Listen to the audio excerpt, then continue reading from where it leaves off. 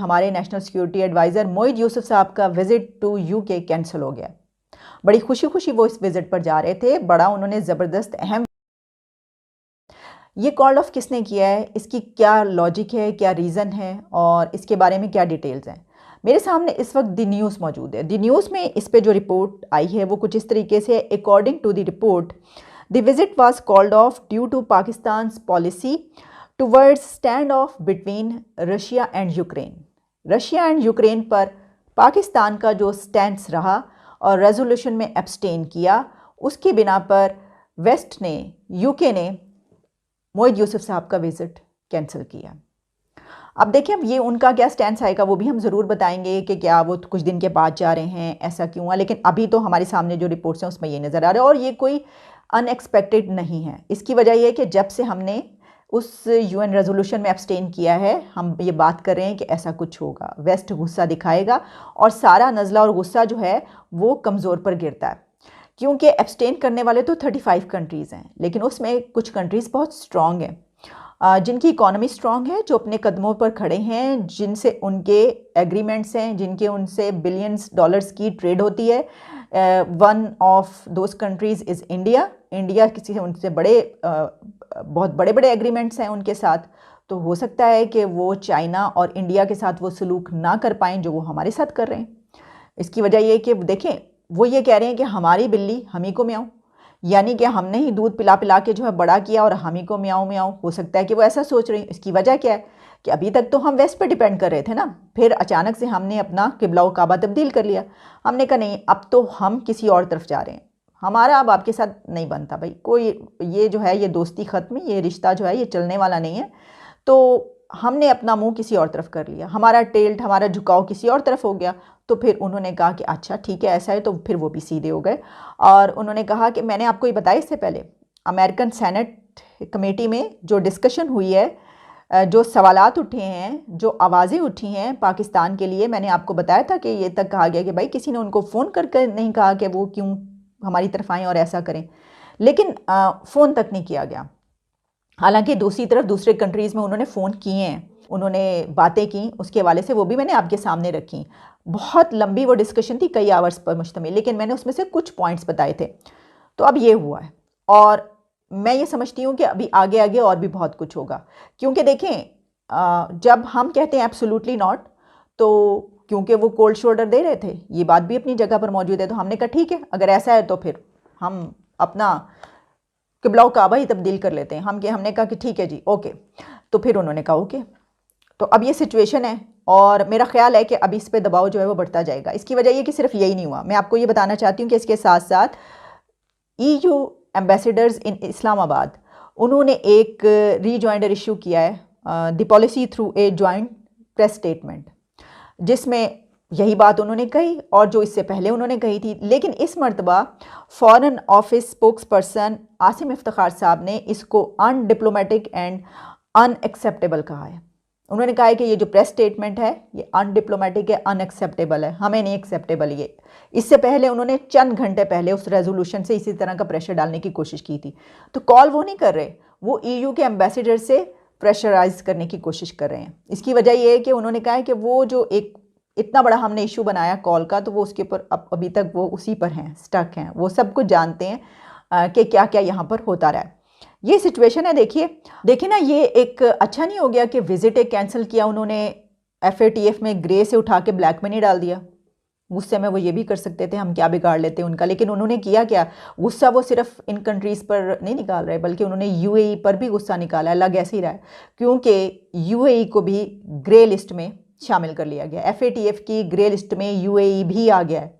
तो अब तो बहुत से पाकिस्तानी बड़े खुश होंगे, लोग बड़े खुश होंगे ये कहेंगे कि देखें आप तो ऐसी ही बातें बनाते हैं, UAE कितना तरक्की याफ्ता, क्या क्या आप उनकी तारीफ़ें नहीं करते थकते थे, वो भी हमारे साथ UAE में आ गए।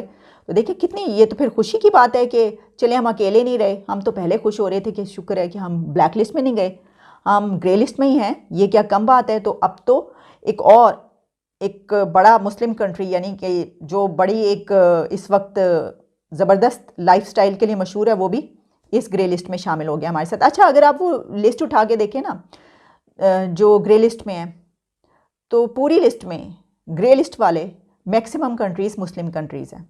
पता नहीं ऐसा क्यों, हालांकि हम तो अखलाकियात में बहुत कमाल हैं। आई हैव नो आइडिया ऐसा क्यों है। लेकिन ये है कि ज़्यादातर मुस्लिम कंट्रीज़ हैं, मुसलमान कंट्रीज़ हैं, हालांकि इतने ऑनेस्ट हैं ना हम, तो किरदार में कितना हमारा किरदार अच्छा होता है, लेकिन ग्रे लिस्ट में सब ऐसे ही हैं। अच्छा, यूएई के लिए ग्रे लिस्ट में कुछ मामलात हैं, यहाँ जैसे लॉन्ड्रिंग का मामला है, फिर वहाँ पे पैसों की लेन देन जो है, बहुत सारे ऐसे मामलात हैं। दहशतगर्दी के ऊपर जो फाइनेंसिंग है उसका भी उन पर मामला है। अगर इसका था कोई डिस्प्यूट तो फिर तो मेरा ख्याल है कि सऊदी अरेबिया पे भी कुछ ऐसा नहीं होना चाहिए था।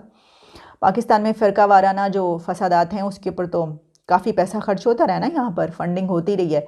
इससे याद आया कि जो शेख रशीद साहब हैं वो ये कह रहे हैं कि जो वो तह तक पहुँच गए हैं, वो जो हमला जिन्होंने किया वो तह तक पहुँच गए हैं उनकी, उन्होंने कहा हमने पकड़ लिया, हम पहुँच गए हैं। अब मुझे पता है कि वो ज़मीन के अंदर से तह से क्या निकालेंगे, पहले से ही हमें पता है। ज़मीन के नीचे तह से निकलेगा कि बैरूनी साजिश है जिसके पीछे या तो टीटीपी है या दाइश है और या फिर इंडिया है, यही निकलना है इसमें से, ये हमें मालूम है। लेकिन हम जब ये बात करें तो साथ ही हमें ये भी पता चला कि वो जो अफ़गानिस्तान गंदम गई, कोई कह रहा था कि अफ़गानिस्तान जो वीट पहुंची है पाकिस्तान की तरफ से वो ख़राब है, कीड़ों वाली है। तो इसमें कौन सी नई बात है, इसमें इतनी हैरानी की क्या बात है?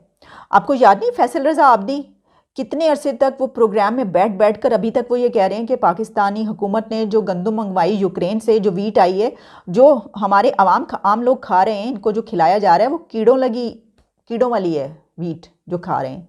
तो हम तो खुद यही खा रहे हैं भाई, तो उनको भेजी तो इसका मतलब है इसी में से उठा के जो यही वाली भेजी गई है। अब भाई मुझे नहीं पता, मैं तो सिर्फ ये सोच रही हूँ कि तो भाई इतना नखरे करने की बात क्या है, हम तो आपको बता रहे हैं। अगर उनका वैसे वो जिसने कहा है वहाँ पर उनको सस्पेंड भी कर दिया गया, तो इसीलिए हमने ये कहा था कि हम जो वीट भेज रहे हैं अब हम वो नहीं भेज रहे, इसीलिए कहा गया था। लेकिन उसके पीछे तो कुछ और रीजंस भी आई थी ना, कि वो क्योंकि तालिबान जो हैं वो कह रहे हैं उनको डॉलर्स चाहिए, वीट नहीं चाहिए। मुझे लगता है उन्होंने वो वीट देख के ना उन्होंने कहा कि भाई इसमें से तो कीड़े ही कीड़े निकल रहे हैं सारे, तो ये तो हमारे पास कीड़ों का ख़जाना जमा हो जाएगा, तो इससे बेहतर है कि डॉलर्स ही मंगवा लिए जाएँ, कोई ऐसा चक्कर लग रहा है मुझे। तो भाई कोई बात नहीं, कोई मसला नहीं है। मैंने आपको बताया कि यहाँ पर तो सबसे बड़ी जो है वो शिकायत ही हो रही है कि यहाँ पे जो यूक्रेन से वीट मंगवाई गई है, जो लोगों को खिलाई जा रही है, उसमें भी कीड़े हैं। तो ये सिचुएशन है। अच्छा, एक और मैं आपको जो बात, हमारे इंफॉर्मेशन मिनिस्टर जो हैं वो ये फरमाते हैं, उन्होंने ये फरमाया कि देखिए ये जो हमला हुआ है ये तो दहशतगर्दी का हमला है, तो बड़ा बुरा मनाया उन्होंने, और हुकूमत को बहुत बुरा लग रही है ये बात कि इसको आप शियों के ऊपर हमले से क्यों मिला रहे हैं। अच्छा, मुझे बड़ी हैरानी है, सवाल ये है कि अगर शिया मसलक से ताल्लुक़ रखने वाले लोग ये कहेंगे कि हमारी मस्जिद पर हमला हुआ है, ये हम पर हमला हुआ है, तो आप उनकी ज़ुबानों को कैसे रोकेंगे? आप उनके मुंह पे टेप लगा देंगे, जिप लगा देंगे कि नहीं आपने ये बात नहीं कहनी कि आपके ऊपर हमला हुआ है।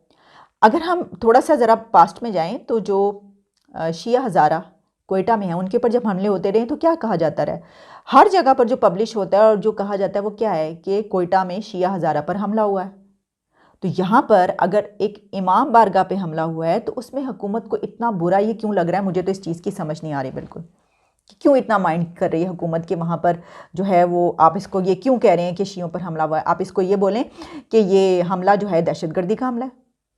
भाई हम ये नहीं कह रहे कि हमें ये पता चल गया कि इसने हमला करवाया है, दहशतगर्दी का हमला, यकीनन दहशतगर्दी का हमला, लेकिन अगर शियों की बारगाह पर हमला हुआ है तो हो सकता है कि ये फ़िरका वाराना हमला हो और किसी एंटी शिया ग्रुप ने करवाया हो, ऐसा क्यों नहीं हो सकता?